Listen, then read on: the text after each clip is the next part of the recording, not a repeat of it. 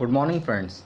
In this video we are going to learn about the second chapter of physics class 7 motion. As we all know that an object is said to be in motion if its position change with time. When walking, running or cycling or when a bird is flying there is a motion involved. Various objects have different types of motion also.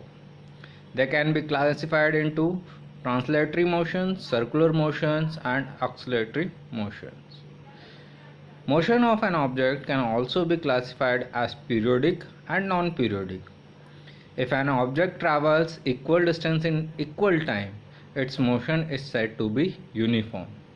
If not, the motion is said to be non-uniform.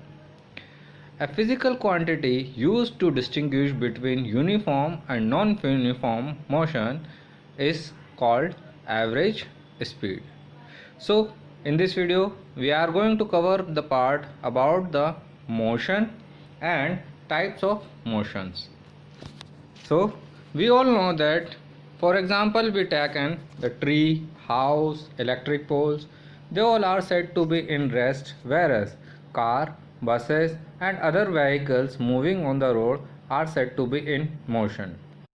As the definition of rest and motion is said that a body is said to be at rest if its position with respect to a fixed point or an object in its surrounding do not change with time.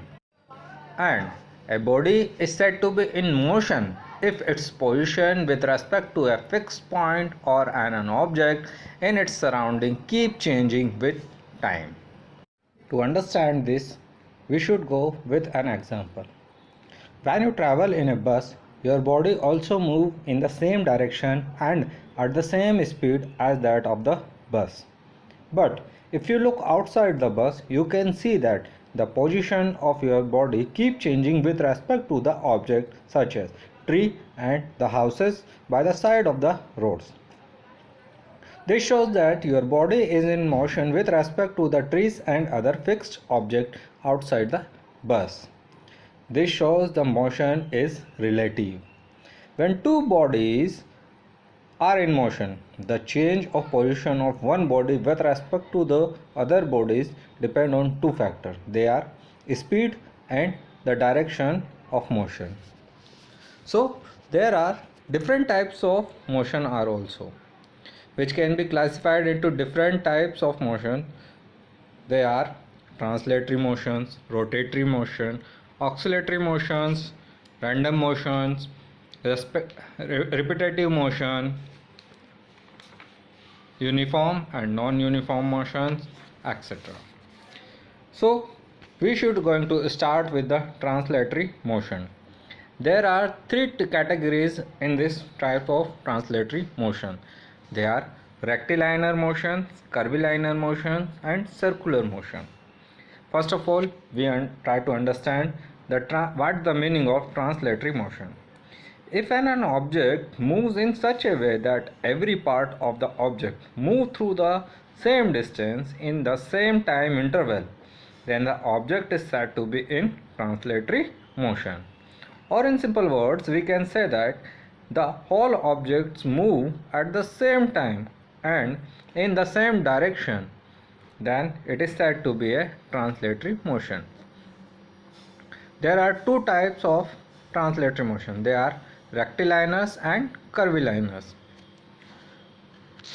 Rectilinear motions explain that an object moving along a straight line path is said to have a rectilinear motion. For example, a car moving on a straight road. Now, the curvilinear motions means an object moves on a curved path is said to have a curvilinear motion. For example, a cyclist racing on the curved track of a velodrome in curvilinear motion.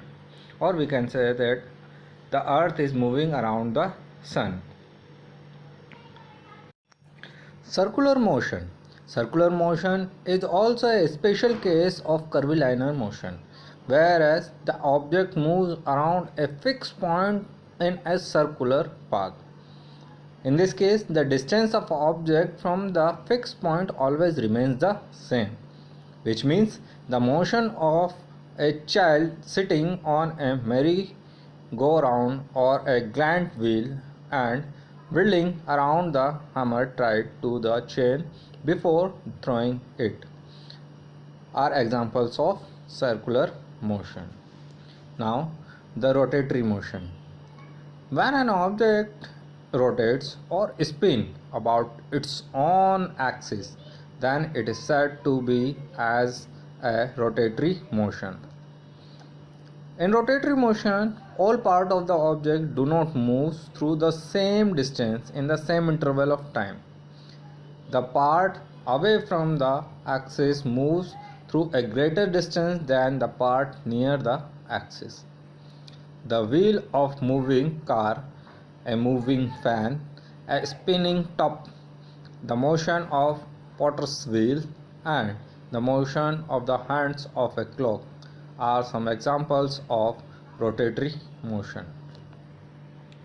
So these are the few types of motions which we have seen in these videos. This all from these videos. Thank you.